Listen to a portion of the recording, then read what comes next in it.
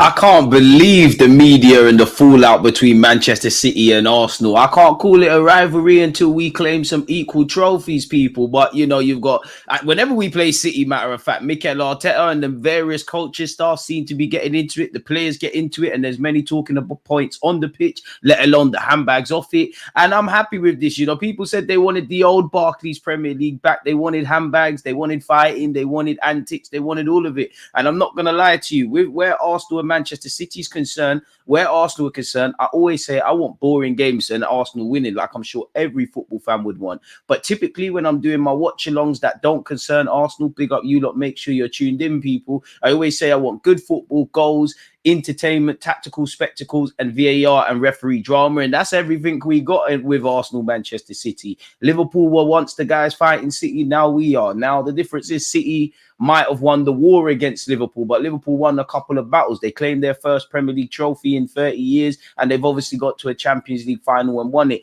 And I might be wrong about this, but what?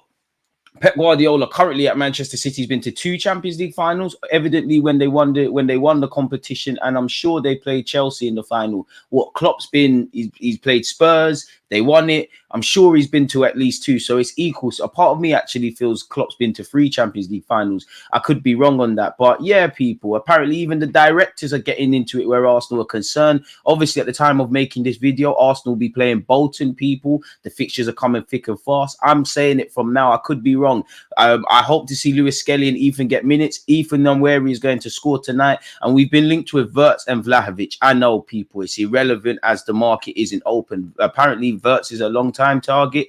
Vlahovic is someone we're looking at doing in January. You know, we did hear Gyökeres was one in January. But enough waffling, people. Let's crack straight on. As you can see, Arsenal chief stormed out of director's box and refused to shake hands with Man City execs after John Stones' 98th minute equalizer in the Gunners' fiery draw at the Etihad, which I like. You know, we're all in this together, but we do talk about a touch of class. And I feel Manchester City and Arsenal and the various people that are connected, away from what I like and the drama and all of that stuff, sport is about winning and losing. You have to be gracious and not do what you saw Haaland against Arteta, or in this case, our director. So it seems like the fight is off the field, and I wonder what that means with the way we're looked in the media, well, we're looked by the referees, where you look at PGMOL. Apparently, clubs are lining up to report us. Obviously, you know, Manchester City are facing 115 charges, and you'd imagine Arsenal are one of the clubs that are lobbying against Manchester City in general, because again, I think you need to get away from the tribalism.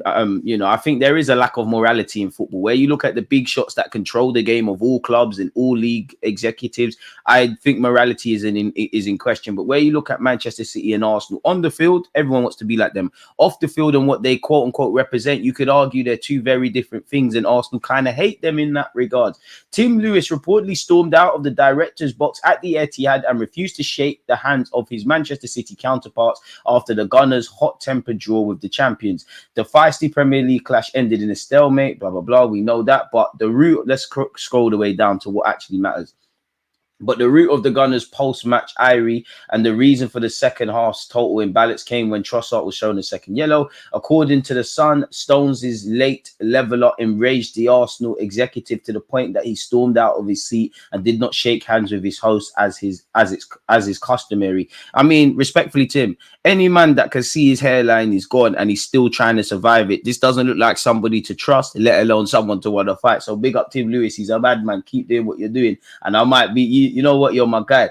The report goes on to claim that fellow members of Arsenal's board were left to apologise for Lewis's absence and mingle with City's top brass. The incident is yet another example of enmity between the 2 clubs, both on and off the field, people. You all saw the antics with Haaland. You also, obviously, what we're referring to now, and you saw the various handbags, but it's football. It is what it is. Mikel Arteta has spoken on Miles Lewis-Skelly, and he said he showcased on his debut he's a competitor. He is, because he got a yellow card without stepping on the pitch. He, in brackets, Lewis Skelly, is a competitor. You look at him in every duel he goes, the way he reacts with his teammates, you speak to him, it's constantly eye contact. He's nudging, he's asking questions. It's a special character. And I've said this before, obviously Lewis Skelly is playing for Arsenal because he's a good, young, talented footballer. Or we could be here waffling about him. He's clearly intelligent because he's an organic central midfielder. He's playing as a left inverted left back. Obviously, You look at how he got the yellow card. Mikel Arteta sent him and Jorginho to do a bit of a job, and he showed character off and on the field. But he's clearly a good person, and that's testament to, you know, how his mother and father and family members and people around him have raised him. People, so big up to him. He's a great person in that regards. People, he did say he can play in 3 positions basically, as a left back, as a number 6, as a number 8. He's very versatile. He adapts from there. He can occupy different spaces. He's very adaptable. That's the good thing about Miles. He's very intelligent, very thorough. He has some unbelievable questions every time you ask him to do something, and he has the competitive edge, which I think is demanded at this level. He really wants it. So where we are going to use him in different positions, if you've got the mentality, you're attentive, you've obviously got the ability, and you've got the intelligence to undertake what Mikel Arteta demands of you on the football field. You've got it all, really. You've got all the tools and you've got the opportunities, down to Miles and Lewis, if and when they get their chance. Sorry, Miles and Ethan, if and when they get their chance to take it. He said the two are really pushing, really demanding. They want everything. And, you know, for Lewis Skelly, he played in that 2-2 draw against Manchester City, albeit for a couple of minutes. And the same said for Ethan in the North London derby. So, yeah, man, hopefully their time comes. And I'd love for them to get a start. Speaking of young players who could potentially start, 16-year-old Jack Porter, who's highly rated within the academy, could start today because there's issues around Raya. And there's issues around Ryan. Obviously, Neto is cup tied. I don't expect to see that, but I'd support all the young players getting their opportunities, man. And who wouldn't want it? Apparently, Man United are considering a summer move for considered an Ivan Toney move in the summer, but he didn't fit the profile of Erik ten Hag. I only mentioned that because why is everybody in the Premier League, including Arsenal, so turned off Ivan Toney? Moving away from that, people, Arsenal are planning a move for Juventus striker Vlahovic next summer as Mikel Arteta looks to bolster his attack, sources have told Team Talk. Now, depending on where you read, some say we're trying to do this in January. This is evidently said we're trying to do this in the summer. You know, obviously we tried to get Vlahovic, you know, we ultimately in the January that led to us trying to get Vlahovic, we obviously signed Gabriel Jesus. We obviously know a number 9 is what we want. You look at Vlahovic, he has a contract until 2026. And just by reading certain things about Juventus, they want him to take a wage cut potentially and sign extended terms. So is it a case of the fact that we want a striker? We've gone for this guy before. We didn't bring in a striker and the contract stuff at Juventus. Arsenal obviously wanted him. Things can change and profiles can change. But could this be something to go after again, people? Apparently, Team Talk sources say Vlahovic is on Arsenal's list of targets too, and there's a good chance he'll be on the move next summer. I must admit, Isak would be the top target for me. The club did try to go for Sesko, so there could be that. And you could argue Gyökeres is a probably, well, you'd imagine Gyökeres' profile in the world for casual football viewers is on par with Vlahovic, probably even more now due to him basically scoring for club and country every week. But, you know, I think Gyökeres is probably a better fit of, yes, goals are what we want from a striker, but all the other facets Mikel Arteta demands, people. So it's a new name every week, people. Apparently, the North London club closely tracked Vlahovic in January, but Juventus had no intention of allowing him to leave the club at the time. Vlahovic's contract is set to expire in 2026, and negotiations with Juventus over an extension are currently at a standstill. Therefore, they could be forced into selling him next summer, but they'll still demand a big fee. Well, to be fair, they've probably got 18 months because the summer of 2025. Oh, in fact, summer of 2025, you'd have to make him cut. Apparently, Vlahovic and Gyökeres aren't the only players or strikers Arsenal keeping tabs on. We've been linked with Jonathan David of Lille, which we have been for a few years, Benjamin Sesko, and apparently Inter Milan's Marcus Thuram, people. We'll have to see. Simultaneously, Tomiyasu is linked with Inter Milan and also Juventus, people. Hasn't kicked a ball this season for us yet, but still linked. Real Madrid hold an interest in Saliba, but Arsenal have no intention to negotiate the possible sale of the defender, which is music to my ears. Mudryk apparently is moving closer to leaving Chelsea in January. So will we be bargain hunting in Chelsea's sale transfer things again? I'm not sure, but you'd have to look at that. We've also been linked with Aston Villa's Duran, who keeps scoring. He's got 5 goals in 250 minutes played. Don't think you've Aston Villa selling mid-season, but you never know. Manchester City, owing to Rodri's injury, apparently are looking at Barella, Edison of Atalanta, who's been linked with us and is quite tenacious, and we saw him play against us. Martin Zubimendi was linked with Arsenal, Liverpool, Manchester United, Bayern Munich. City have been thrown in there. Could Pep Guardiola tempt his fellow countryman? And Adam Wharton. I love Wharton of Crystal Palace. I do think one thing he needs to improve on is when you're playing against a bigger size, like against Manchester United, and you don't really have time. I think he gets dispossessed quite easily, but he's a fantastic player, and, you know, Crystal Palace are laughing. Now, there's a lot of stuff going around about Wirtz going to Bayern Munich, and equally Jamal Musiala's future at Bayern Munich. I would love Musiala at the club. I wonder where you, let me know you lot's thoughts. Don't forget to smash the like button, by the way. Bayern Munich want to pair Musiala and Wirtz next season and will make a move for the latter in the summer. Real Madrid and Manchester City are also interested. Arsenal also joined the race for Wirtz. They have already scouted him during his youth days in Cologne, which we have. When he leaves Leverkusen, Wirtz wants to join a team with a realistic chance of winning the Champions League that also offers him the prospect of winning the Ballon d'Or. I don't know if you could say that is or isn't Arsenal. Leverkusen have an asking price of 150 million, so I think that's a myth for us. Mikel Arteta spoke about dark arts people, which we're going to get into because we're going to look at his press conference ahead of the Bolton game. Big up Bukayo Saka. His latest assist equals a Premier League record, people. Best runs of consecutive assists in Premier League history. He's now up there with Bergkamp, Perez, Reyes. Apologies. RIP. Don't know why I got tongue-tied there. And there's actually Thierry Henry as well, people. So, and many others, Lomberg as well. So every day Saka's making history and we're happy to have him at the club. Mikel Arteta has spoken. Obviously, he's already, he's going to speak about the recovery our players have made from Sunday's game. He's not going to get drawn into old wounds. But on the reaction from the game against City, we had to play the game that we had to play. In the first 10 or 15 minutes, we couldn't. 11 against 11. Then we got much better. And obviously, we're thrown into a very different context. Every team does. They played 30 seconds with 10 men. Look at what they did. It's normal what they did in 30 seconds. We had to do it in a different way. We learned from the past as well, because unfortunately, we've been in that situation 3 times. One was with Granite after 37, 38 minutes, and we conceded how many? I hear it. On Trossard, he said he's reflected. He's got the same reaction. Of course, he wants more consistencies from the referees. He's not going to get that. He said he wants to move on. He did speak about pride on the hunger of the results, of the emotion, of the physicality, of reacting to setbacks in these last 3 games, because, it might not, even if we lost against Spurs, God forbid, at Atlanta and City, it would play a part in the season, but there's still a lot to play for. It weren't perfect. I'm taking 4 points off Spurs and City. I would have loved 6, 100%. Atalanta would have loved to kick off the Champions League with 3 points. But considering everything going into our club and we haven't been at our flowing best, I'm happy with that. And I think they're right. On how many players will be available for Wednesday, I always prefer the facts than words or supposing things. So let's see who's available tomorrow. Then we could talk about dark arts or these things. Arteta's getting peed off with these lot.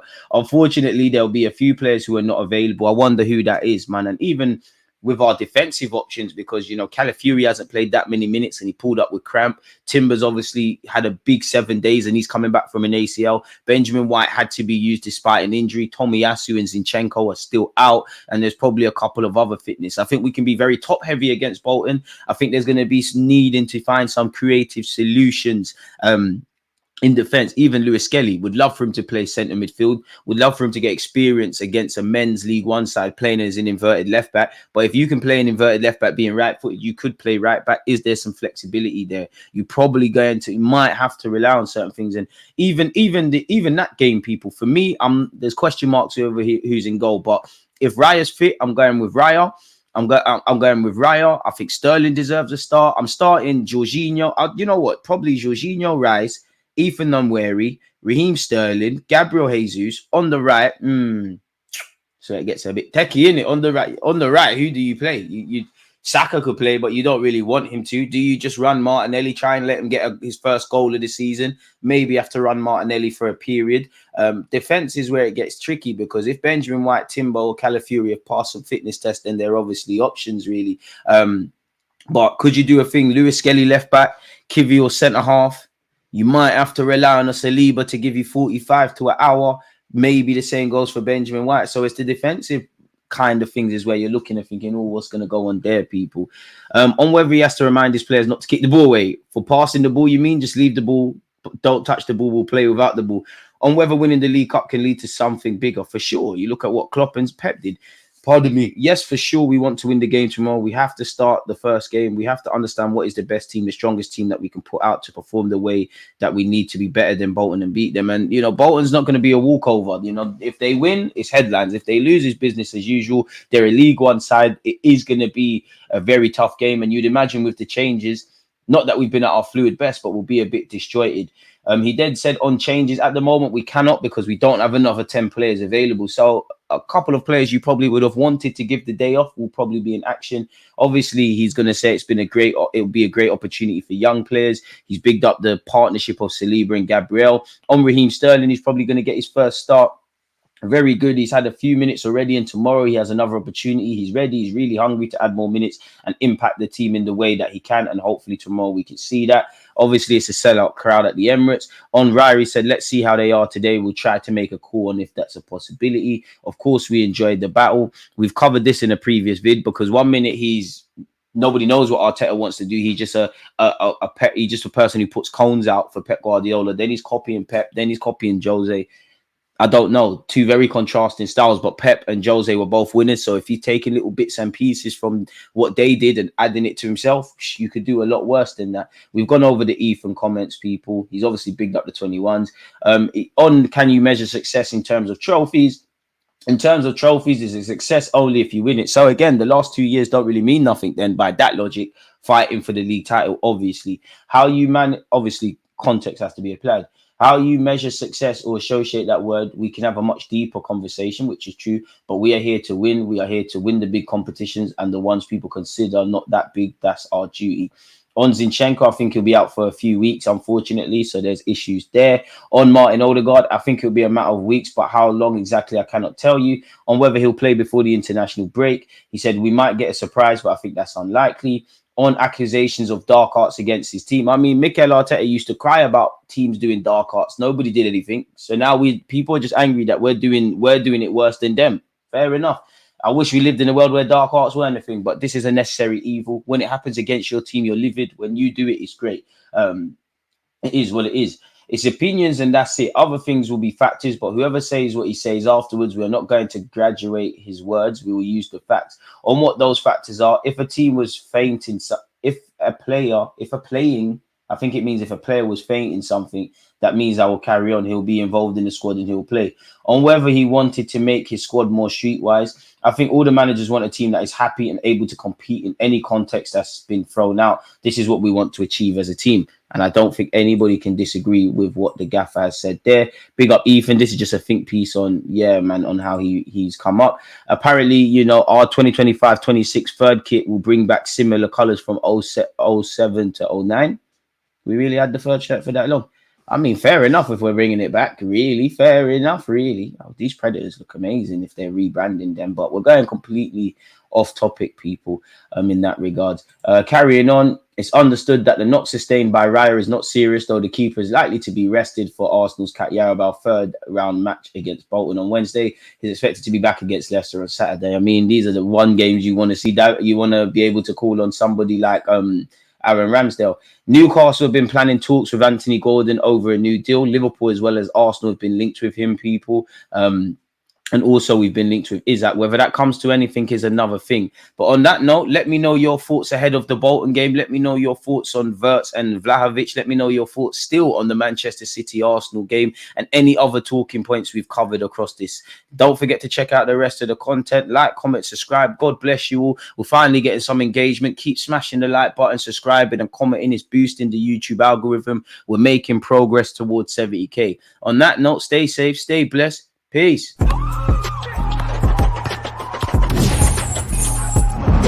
always just got to red light. Like